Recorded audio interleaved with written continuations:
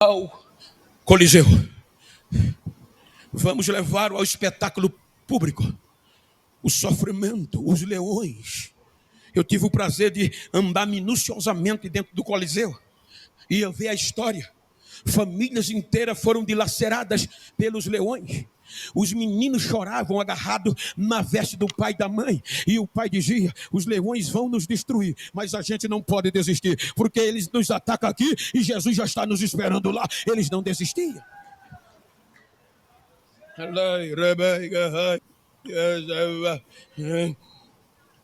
Porque é uma madeira só. Não há mais divisão. Aí disseram: eles não desistem. O que a gente faz? Eu estive pregando num congresso de missão em Turim e eu nunca esqueço disso.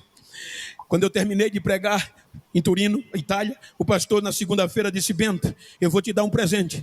E começou a me levar por onde muitos cristãos esperando Jesus perder a vida com chance de ser vivo e continuar vivo. Era só negar.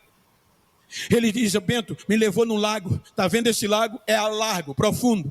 As autoridades diziam: se vocês não desistirem dessa esperança, vocês vão ser jogados com pedra amarrada no pescoço aqui dentro. Mas se vocês negar, vocês podem ir embora. Eles preferiam serem afogados esperando Jesus, mas não abrir a mão da esperança. Isso é avivamento. O pastor disse: não vai dar tempo, senão eu ia te levar em Roma para ver a história do corredor do fogo. Ele me contou: o imperador fez duas tochas, do lado, um de outro, quase como daqui no outro lado da rua. E no final do corredor colocou um tacho enorme e mandou prender todos os crentes que esperavam esta promessa. Nas covas, nas jaulas. Os romanos chegaram para ver que Jesus estava morto e esses crentes não tinham história. O imperador mandou tirá-los das prisões, amarrado no outro. Quando eles chegaram de frente do corredor, o azeite pegando fogo, a labareda e o azeite fervendo. Aí agora eles vão fazer o quê? Vão jogar os crentes, ameaçar. Quando eles vão ameaçar, os crentes queriam se soltar. Aí eu perguntei: pastor, eles estavam com medo? Ele disse: nada, Bento. Eles estavam tão cheios, tão avivados, que quando viu o azeite fervendo, um olhava e dizia: me larga, que quem vai entrar primeiro sou eu. Eu quero ver Jesus primeiro do que você. Eles eram jogados dentro dos tachos. Os romanos adoravam os seus deuses, dizendo que Jesus estava morto. O pastor disse: não deu 20 minutos, os romanos se calaram, porque os crentes que foram jogados amarrados dentro do fogo começaram a saltar de dentro do azeite, sem nenhuma queimadura e as correntes quebradas. Quando eles viram, se calaram, e os crentes que estavam ainda amarrados começaram a cantar, e os que saíam do tacho corriam e diziam: os deuses de Roma não valem nada, mas o meu Jesus é Deus da água, é Deus do fogo, é Deus da água, é Deus do fogo. Avivamento.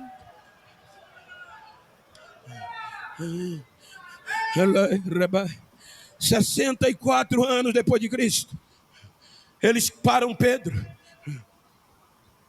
para parar a igreja, crucificam Pedro, mas não param mais a igreja. 67 anos depois de Cristo, Paulo é alvo do Estado e vai ser preso para não pregar mais arrebatamento. Quando vão degolar Paulo, ele está preocupado com a nova geração. Timóteo, o meu tempo está próximo. Vem me ver depressa. Quando chegou o dia, a minha hora chegou, filho. Eu estou sendo oferecido por aspersão. Combati um bom combate, acabei a carreira e guardei a fé. Agora o que me aguarda é a coroa da justiça, a qual o justo juiz me espera, me entregará naquele dia, não só a mim, mas a todos que amarem a sua vinda. 91 anos depois de Cristo, primeiro século, pensavam que tinha acabado com a igreja. Tinha um velhinho que sobrou, que dizia: filhinhos, vocês são fortes, já venceram o maligno, é já a última hora. Aí prende João, vamos prendê-lo, joga no tacho de fogo para exemplificar, vão tirar nem um fio de cabelo queimado. Joga na ilha de Pátimo, quero ver pregar lá, quem sem relacionamento até a morte. Aí surge o resumo. Começamos em Gênesis, veja que o resumo é Apocalipse. Aí ele diz: irmãos, estava eu preso na ilha de Pátimo por conta da palavra do Senhor. No dia do Senhor eu fui arrebatado em espírito e ouvi detrás de mim voz como voz de trombeta. Quando eu olhei para ver quem era, eu vi 7 castiçais e no meio tinha um semelhante ao Filho do Homem. O seu cabelo era branco como a lã e como a neve, o seu vestido era comprido, os seus pés brilhavam como luz reluzente tirado da fornalha. E ele me falou: João, escreve o que eu vou te dizer. Foi voz como voz de muitas águas. Aí eu caí como morto. Quando eu caí, ele veio, me pegou com a mão direita e disse: João, tenha medo não, sou eu, o primeiro e o último. Eu morri, mas estou vivo. Escreve e diga à minha igreja: eis que eu cedo venho, guarda o que tem, para ninguém tomar a tua coroa.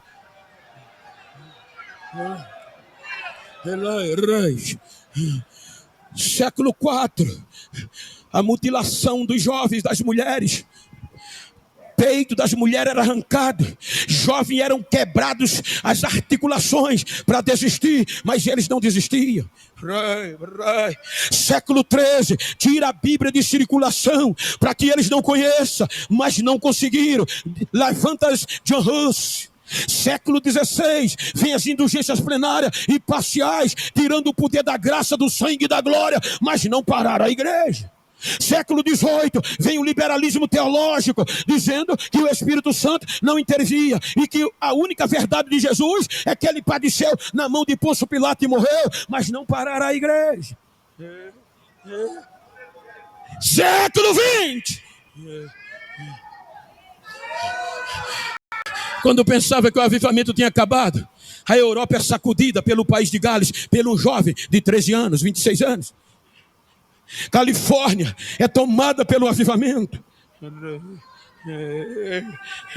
E qual era a mensagem? Jesus vem. Hoje a gente não quer falar mais isso, que não dá mais agenda. Século 20, 1910, na história, surge a igreja pentecostal.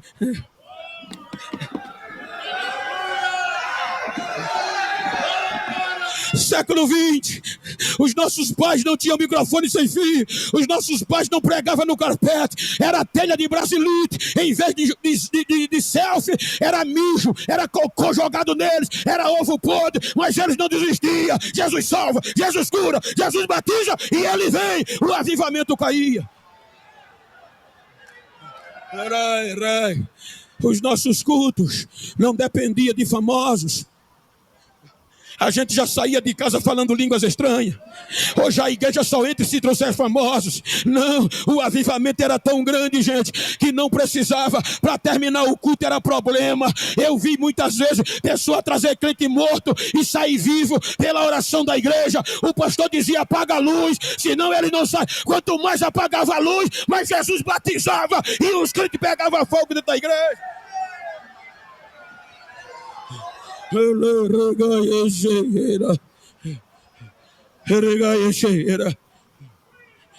Século 21. Olha para esse crente que está ao teu lado, diga: chegou o século 21. Agora é a nossa vez. É uma madeira só.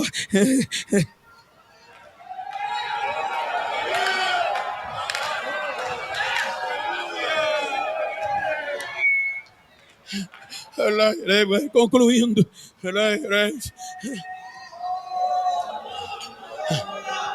a responsabilidade que está conosco, gente, não é só a gente pular, correr na igreja, isso é muito bom. Pedro disse: vocês são a geração eleita, povo adquirido. Israel endureceu, e agora nós somos o povo escolhido para anunciar as grandezas daquele que nos chamou. Somos a geração que não pode faltar lenha para queimar. Já tem muitos lugares que já não pode pregar mais essa mensagem. Eu prego geralmente 15, 20 mil pessoas. Viajo o mundo todo. E alguns dizem dos doutores: Bento, tu não precisa mais suar a camisa. Todo mês tu viaja 2, 3 vezes para fora do país, prega nos maiores trabalhos do Brasil. Para que tá mais pulando, correndo, suando a camisa? Eu digo agora que eu pulo, porque eu estou mais perto dele do que quando eu aceitei a fé. Já tem lugares pentecostais que você não pode mais falar línguas estranhas. O bilhetinho já vem. Se tu não puder falar línguas estranhas, é melhor, que a igreja está depressiva.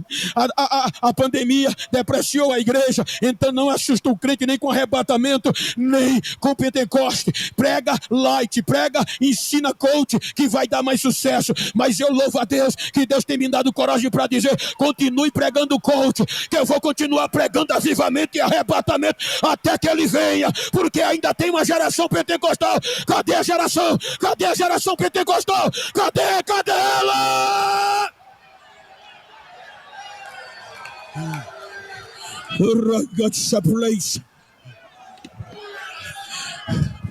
Like your shake out.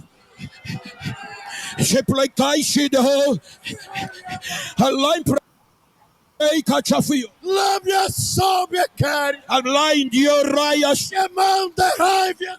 Play concha site be. A calda baiaça. Hermulgaia cheia da. A camanda cala. A minha glória está invadindo esses corredores. A minha apoteose está sendo derramada. Igreja minha, recebam a apoteose da minha glória. Diz o Senhor, diz o Senhor, diz o Senhor, diz o Senhor, diz o Senhor. Adora!